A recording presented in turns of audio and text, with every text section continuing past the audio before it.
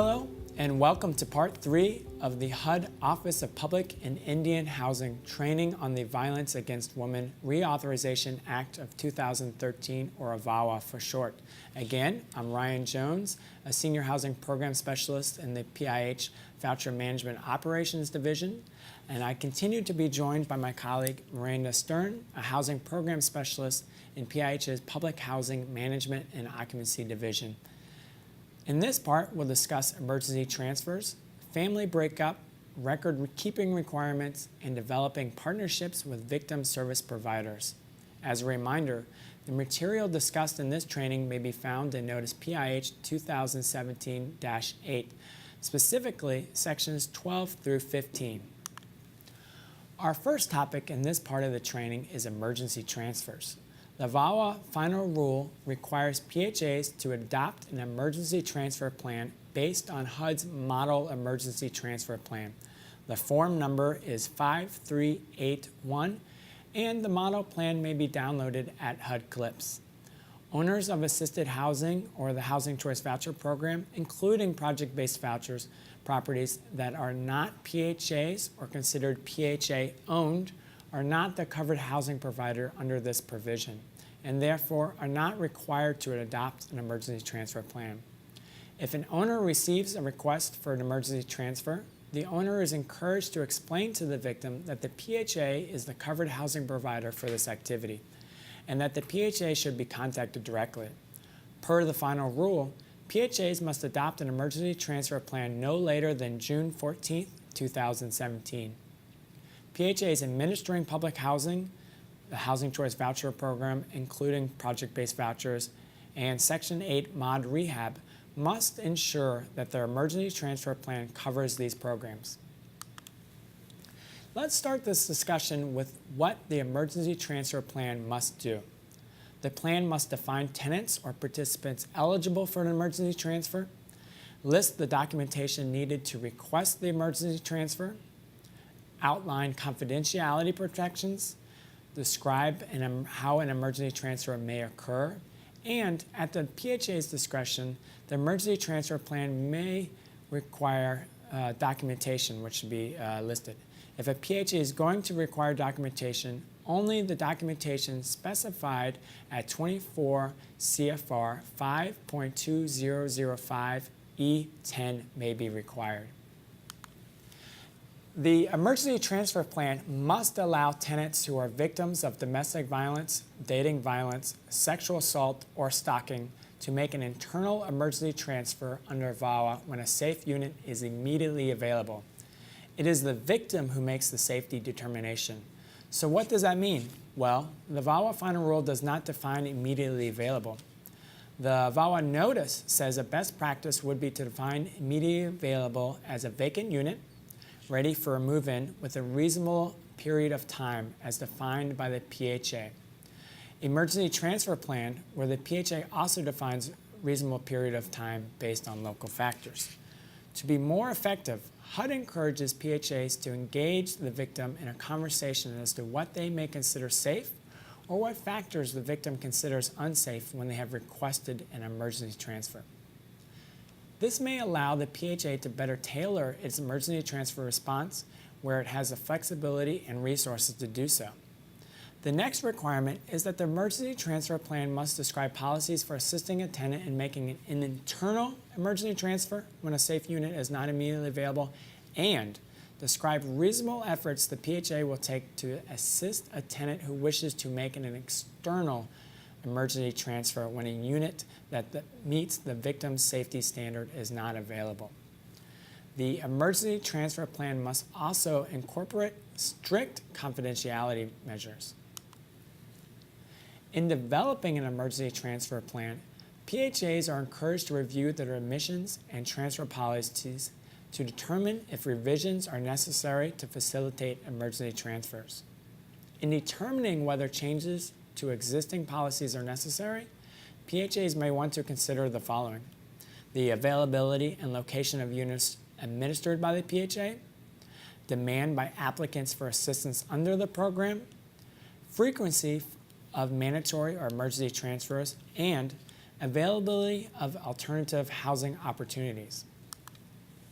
Before we get into eligibility for emergency transfers and the request process, let's spend a few moments on Model Form 5381 provided by HUD. You'll notice on the slide in the form that there are instances of references to a housing provider or HP. This is where the PHA would put its name. There's also language that is program dependent.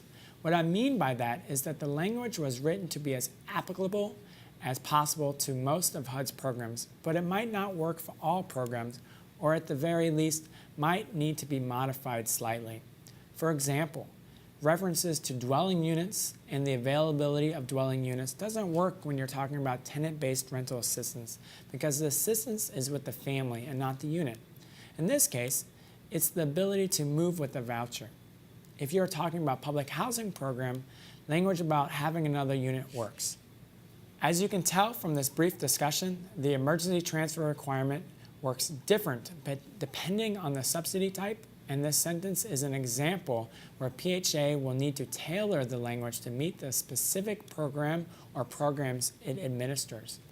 We'll talk about the Housing Choice Voucher Program in just a moment. So I just talked about one of the areas that PHA will want to look to determine the appropriateness of language depending on the program to be covered. Now let's discuss where a PHA would not be making changes. For example, eligibility for an emergency transfer.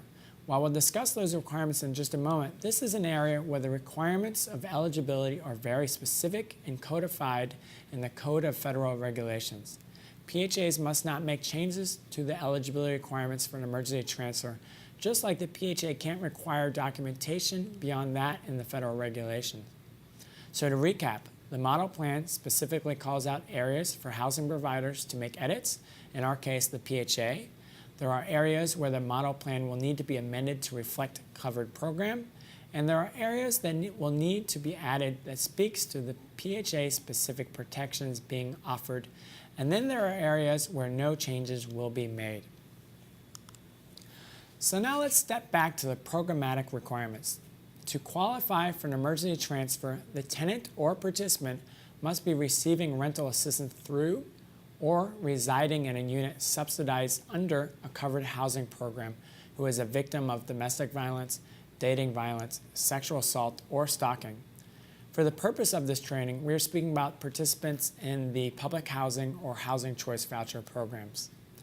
The tenant or participant must expressly request the transfer, and either the tenant or participant reasonably believes that there is a threat of imminent harm from further violence if the tenant remains within the same dwelling unit, or, in the case of sexual assault, the tenant reasonably believes there is a threat of imminent harm from further violence if the tenant remains with the same dwelling unit that the tenant is currently occupying, or the sexual assault occurred on the premise during the 90-day period preceding the date of the request for transfer. Just in case anyone missed it, it is a critical component of the requirement I just stated is the tenant or participant reasonably believes. VAWA is not asking others to come to that same determination, instead keeping the determination with the person best able to make it, the victim. The PHA's emergency transfer plan must indicate how a tenant or participant requests an emergency transfer. A PHA may either allow for a verbal self-certification or require a written request before any transfer occurs.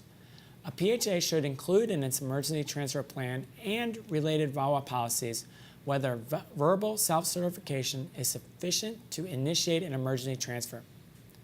The verbal self-certification, if permitted, or written request must include the eligibility requirements we just discussed, being a statement that the tenant requests an emergency transfer because the tenant or participant reasonably believes there is a threat of imminent harm from further violence if the tenant were to remain in the dwelling unit assisted under the PHA, or a statement that the tenant requests an emergency transfer because the tenant was a sexual assault victim and the sexual assault occurred on the premise during the 90-day period preceding the tenant's request for an emergency transfer.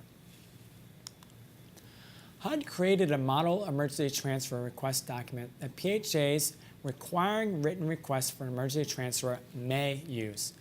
It's called Form HUD 5383.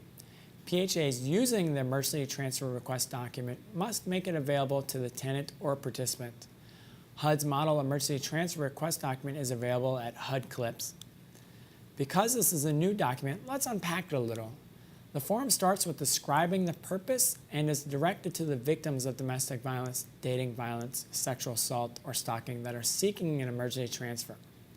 The form explains that a victim may submit the form to request an emergency transfer and certify that the requirements of an emergency transfer are met. The form clarifies that VAWA rights and protections apply to all victims and not just women. The form states that the submission of the form does not necessarily mean that the person requesting an emergency transfer will receive one. Finally, the form refers to the victim's housing provider's emergency transfer plan. A PHA may want to insert its name in place of housing provider and provide a link to or other instructions for accessing the PHA's emergency transfer plan. The form then goes on to explain the requirements for eligibility that we covered previously. The eligibility requirements should not be changed as these are based in statute and regulation. The form says that if a victim has third-party documentation that demonstrates why they are eligible for an emergency transfer, that they should submit that documentation if it is safe to do so. A PHA may request in writing that the victim provide documentation of an occurrence of domestic violence, dating violence, sexual assault, or stalking in accordance with the regulations at 24 CFR 5.2007. In reference to the form saying that if the victim has third-party documentation that demonstrates why they are eligible for an emergency transfer, that they should submit it. The term should is not read as a must. Submitting third-party documentation is not a requirement for eligibility of an emergency transfer. After the confidentiality provisions, there's a heading that reads, to be completed by or on behalf of the person requesting a transfer. The form requires that the victim or person completing the form on their behalf answer 11 numbered questions and provides the option to list any third-party documentation that may be voluntarily submitted. The form clarifies that the name of the accused perpetrator does not have to be provided if it is unknown to the victim, or it cannot be provided safely as determined by the victim, and it requires certification to the truth and accuracy of the information being provided and explains that false information could be the basis for denial of admission, termination of assistance, or eviction. The form may be signed by the victim who is named on the form or the person completed on behalf of the victim. Ryan, thank you for providing a foundation on emergency transfers. I will now discuss emergency transfer policies for the public housing program. PHAs have policies for both internal and external emergency transfers, and these policies must be included in the emergency transfer plan. PHAs have discretion to establish policies for treating transfer requests by a tenant and transfers that may be determined to be mandatory by the PHA. PHAs may categorize these transfer types in ways that allow them to prioritize or otherwise make determinations about the urgency of a transfer. The VAWA final rule did not change PHA authority to establish and define other transfer policies. It only requires that new policies be established for transfers under VAWA. So, all PHAs administering public housing must have policies for emergency transfers under VAWA. I just mentioned two types of emergency transfers, internal and external. So, what is an internal emergency transfer? It's a move of a tenant to another unit assisted under the same program where the tenant would not be categorized as a new applicant. In the case of public housing, this means a move from one public housing unit to another public housing unit under the same PHA's portfolio of units. The emergency transfer plan must allow a tenant to make an emergency transfer under VAWA when a safe unit is immediately available. The plan must describe policies for assisting tenants when a safe unit is not immediately available. Those policies must ensure that requests for internal emergency transfers under VAWA receive, at a minimum, any applicable additional priority that housing providers may already provide to other types of emergency transfer requests. We've defined an internal emergency transfer. So let's now discuss what an external emergency transfer is. An external emergency transfer refers to an emergency transfer of a tenant to another unit or form of assistance where the tenant would be categorized as a new applicant. For example, a move from a public housing unit owned by one PHA to a public housing unit owned by another PHA. So, do you see the distinction? In the first example, the tenant is transferred from one public housing unit to another under the same PHA. In the second example, there is a transfer between PHAs. The emergency transfer plan must describe reasonable efforts the PHA will take to assist a tenant who wishes to make an external emergency transfer when a safe unit is not immediately available. The emergency transfer plan must include policies for assisting a tenant who is seeking an external emergency transfer under VAWA out of the public housing program or unit, and a tenant who is seeking an external emergency transfer under VAWA into the public housing program or unit. A tenant must be allowed to seek an external and an internal emergency transfer concurrently when an internal safe unit is not immediately available. For example, if a PHA owns one public housing building and there are no vacancies in the foreseeable future, a victim may want to seek an internal and external emergency transfer concurrently, as there is no unit immediately available. In this instance, a PHA may decide to provide the victim a voucher if they have one available, or make other referrals as described in their emergency transfer plan. So what are some considerations a PHA should make when creating an external emergency transfer policies? Remember, these policies should be included and explained in a PHA's emergency transfer plan. Here are some considerations.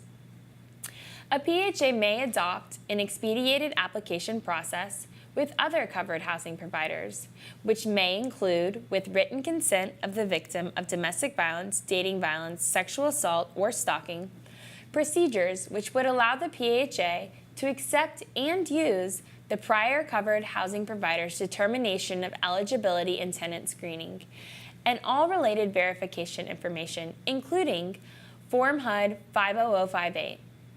Creation of an admissions preference for victims seeking an external emergency transfer from another VAWA covered housing provider, which would allow a victim to quickly access an available unit under a program administered by the PHA without being placed on the bottom of an applicant waiting list. Section 19 in the guidance will also provide additional guidance on adopting an admissions preference. Ryan, can you speak to the emergency transfer requirements as they apply to the Housing Choice Voucher Program? Sure thing. First, HUD encourages PHAs to detail in their emergency transfer plan not only how vouchers will be provided to the Housing Choice Voucher participants seeking emergency transfers under VAWA, but also what transfers or referral options may be available if the family needs a temporary place to stay while conducting their housing search for a new unit to lease under the Housing Choice Voucher Program. There's a reason that there is less said about emergency transfers in the regulation for the Housing Choice Voucher Program, because there are features of the program already in place that may be used by participants to move from their current unit to another unit that may provide the victim safety. For example, moving with continued assistance and portability. On the slide, I've included considerations when creating policies for participants with tenant-based assistance, including expediting programmatic activities for victims, and references to Housing Choice Voucher policies already available or enhanced to strengthen the safety of voucher participants that are victims. Because owners receiving HAP on behalf of an HCV participant in the project-based voucher program are not required to establish an emergency transfer plan, it is the PHA that must have emergency transfer policies for PBV participants.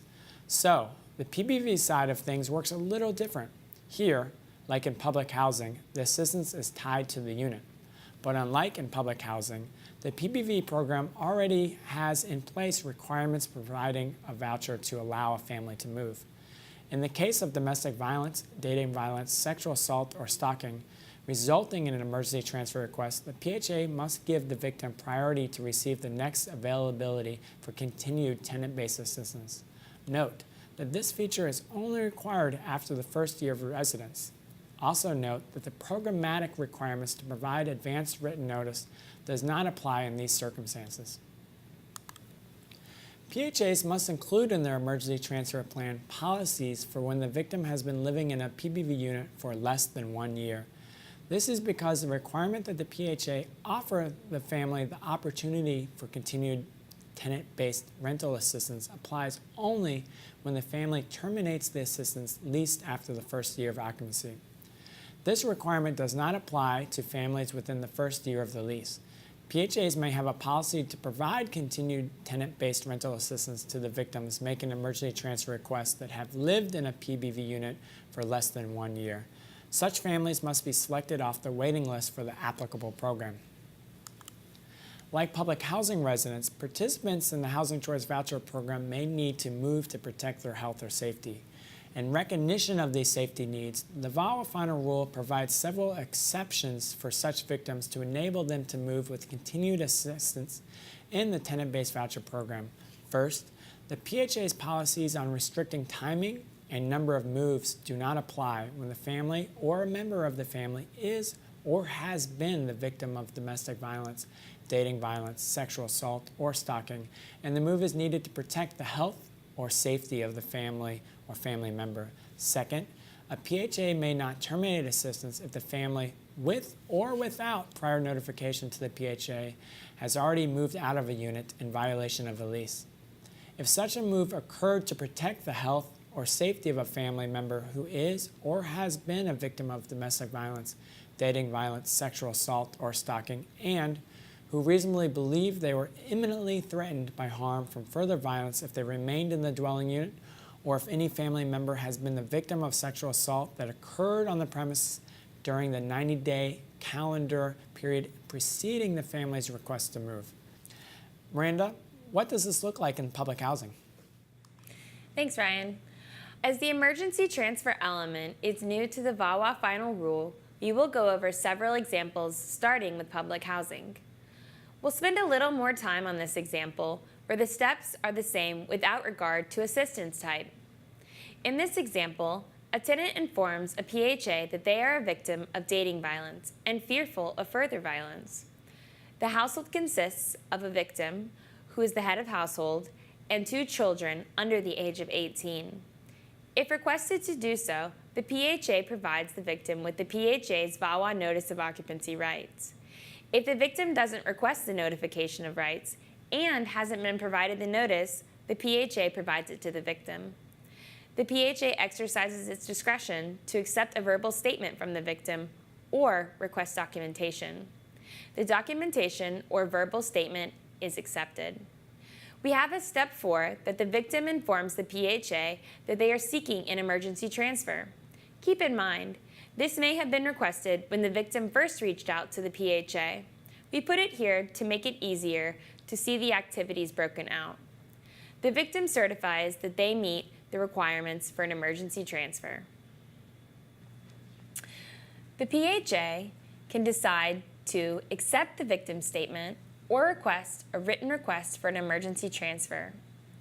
The PHA accepts the written request assuming that it had been requested provided via the criteria specified in 24 CFR 5.2005 E10 or in a verbal statement. In step 7, the PHA refers to their emergency transfer plan to work with the victim and inform them of their options. They go over their options, starting with an internal emergency transfer, in which the PHA offers to put the victim on an internal emergency transfer waiting list. However, a safe unit is not immediately available within a reasonable time period. Because a safe unit is not immediately available, the PHA also explains external emergency transfer opportunities. The external emergency transfer option is the PHA offers to place the victim in the applicant list for their HCV program. But a voucher is not immediately available either, so the PHA provides the victim with a list of housing providers in the community for which the PHA has partnered to serve victims of domestic violence, dating violence, sexual assault, and stalking.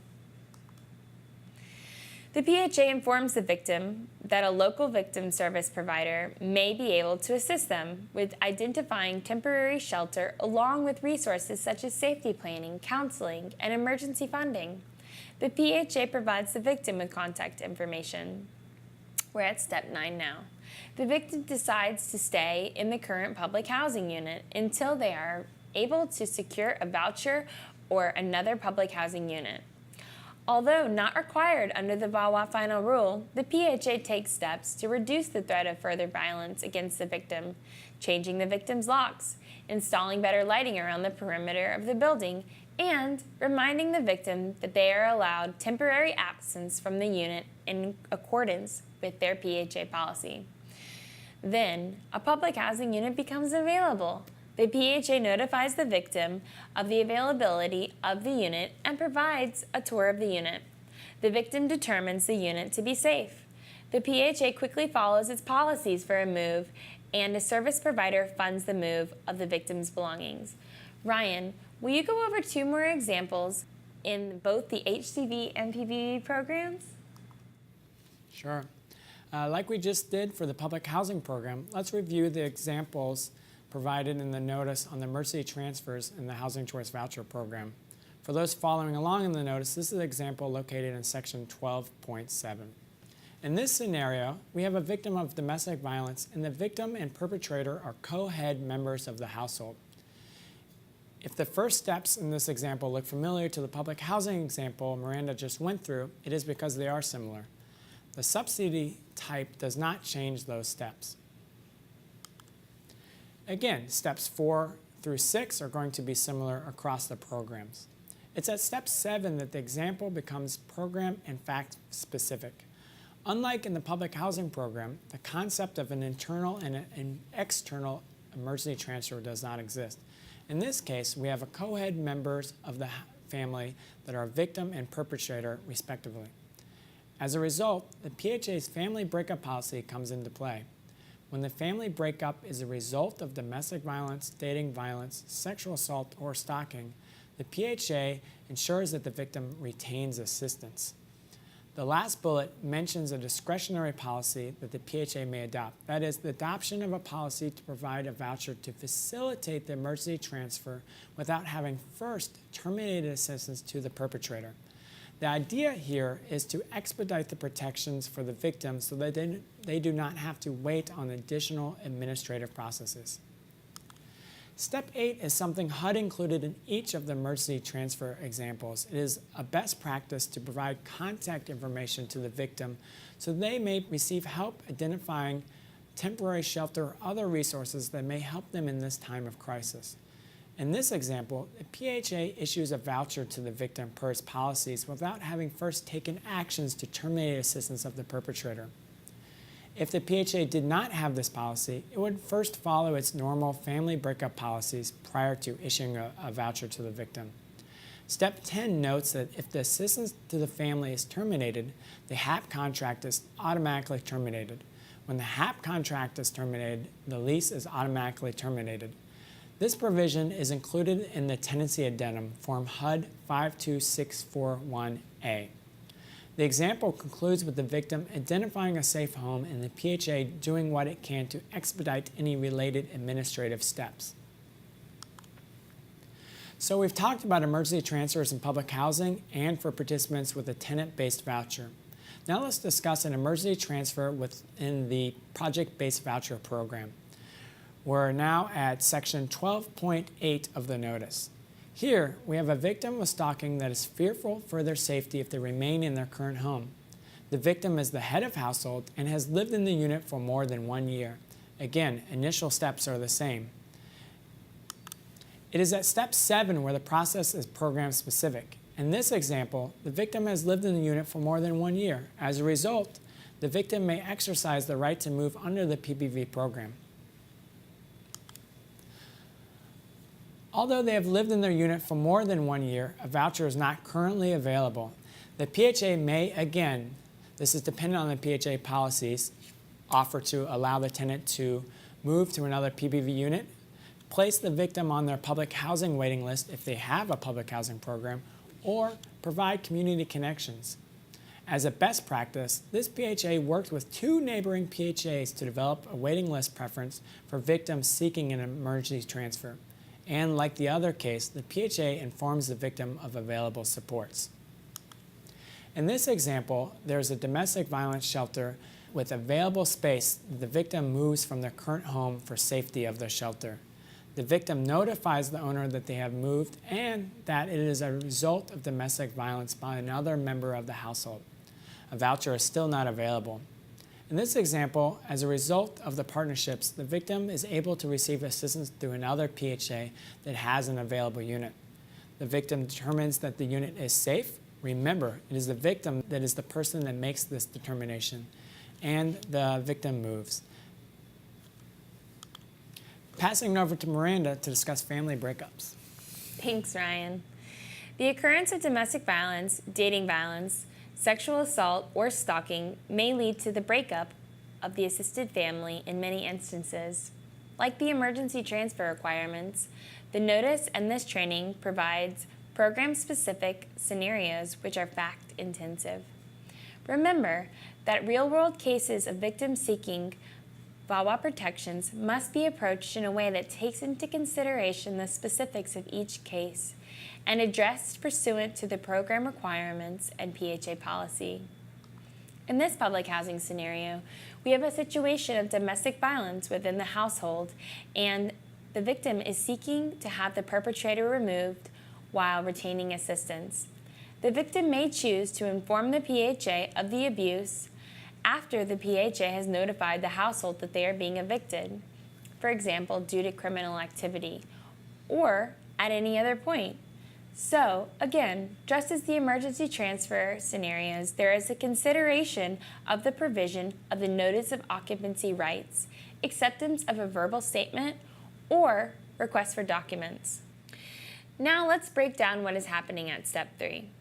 To remove the perpetrator, the PHA is following the requirements and policies for evicting the perpetrator.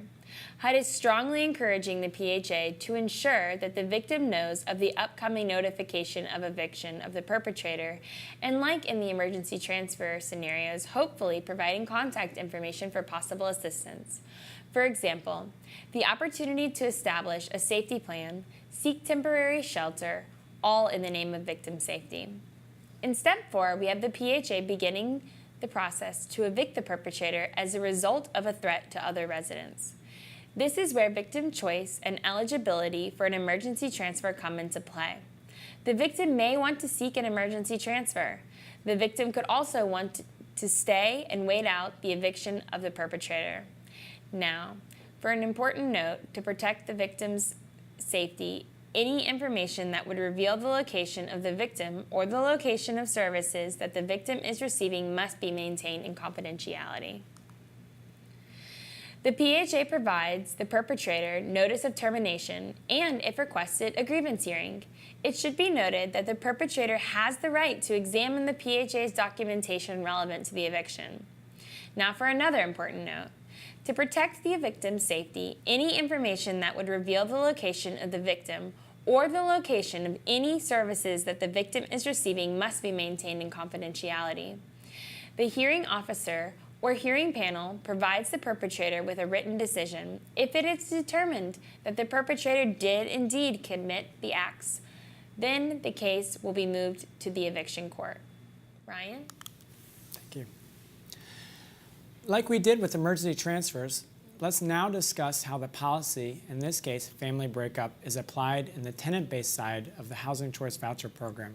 In this scenario, we have a victim and perpetrator in the same household. Step 1 and Step 2 are the same as in the public housing example. That is, the provision of notice of occupancy rights and acceptance of a statement or request for documentation. Step 3 does not change.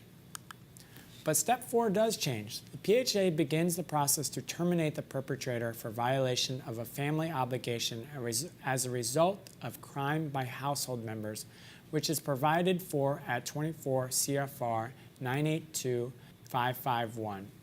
In step 5, the PHA provides the perpetrator prompt written notice of termination. If the perpetrator requests an informal hearing, the PHA must proceed with the hearing in a reasonably expeditious manner. Like Miranda said, the perpetrator has a right to examine the PHA documentation directly relevant to the hearing. The PHA may disclose documentation submitted by the victim, but the PHA must remove or otherwise withhold information that may place the victim at risk of further violence. Again, for example, if the victim has secured a temporary living situation and the location is included in the documentation, the PHA must remove or otherwise hide this information. Continuing with step 5, HUD recommends that PHAs consult a local domestic violence expert or a victim service provider that has not worked with either the victim or the perpetrator to be on the informal hearing panel. Moving on to step 6. If the victim wishes to move, the PHA is encouraged to assist the victim in negotiating a mutual rescission of the lease if needed. If the victim moves out of the unit in violation of the lease in order to protect the health or safety of the victim, the PHA must allow the victim in the tenant-based voucher program to move with continued tenant-based assistance. As mentioned previously, termination of the HAP for the family results in the termination of the lease. We've had a few questions about treating family breakup as a result of domestic violence, dating violence, sexual assault, or stalking for HUD VASH families where the veteran is the perpetrator of the violence. If you've done an internet search on this subject before, you've probably found an old FAQ on this subject. So the VAWA policies are in one place. We described HUD policies for HUD VASH and VAWA in section 13.3 of the notice. In the case of HUD VASH, just like with regular voucher program, the victim must continue to be assisted. When the perpetrator's HUD VASH voucher is terminated, the victim should be given a regular housing choice voucher. In this case, the HUD VASH voucher would go to serve another veteran. If a regular voucher is not available, the perpetrator is terminated from assistance and the victim continues to utilize the HUD VASH voucher. Upon turnover, the voucher must be issued to another eligible family. Now, let's take a look at record keeping and recording requirements. Thanks, Ryan. The VAWA final rule includes a requirement for PHAs to keep confidential records of all emergency transfers requested under its emergency transfer plan and the outcomes of such. These records are to be kept for 3 years. The final rule also included an annual reporting requirement. HUD will communicate details about the reporting keeping requirement at a later date. Until then, PHAs are not required to report this information to HUD. It would of course be beneficial for PHAs to maintain this information to facilitate future reporting to HUD. HUD encourages ongoing efforts for PHAs to strengthen access to supportive services for victims of domestic violence, dating violence, sexual assault, or stalking. PHAs who have been successful in this have developed valuable relationships with domestic violence, victim advocates, legal aid services, and law enforcement agencies to ensure that victims are getting the necessary supportive services they need. These relationships have increased PHA awareness of domestic violence, dating violence, sexual assault, and stalking. Most importantly, these efforts have saved lives and resulted in victims accessing critical supportive services to rebuild their lives. HUD also encourages PHAs to share best practices. Such practices include participating in regular domestic violence working groups with domestic violence victim advocates, legal aid services, and law enforcement agencies, inviting domestic violence victim advocates to speak, providing easy-to-access, easy-to-understand information pamphlets, facilitating counseling and support groups, working with domestic violence victim advocates to make policy changes, and establishing tenant admission preferences to prioritize victims, including victims referred to the local continuum of care. These may be helpful in assisting a PHA to identify local domestic violence experts who would participate in grievance hearings, informal hearings, or other informal reviews. You can find more information at justice.gov/OVW, where the U.S. Department of Justice Office on Violence Against Women maintains resources that may be of assistance to communities seeking to learn about domestic violence, dating violence, sexual assault, and stalking. That concludes Part 3 of the training. Please stay tuned for Part 4.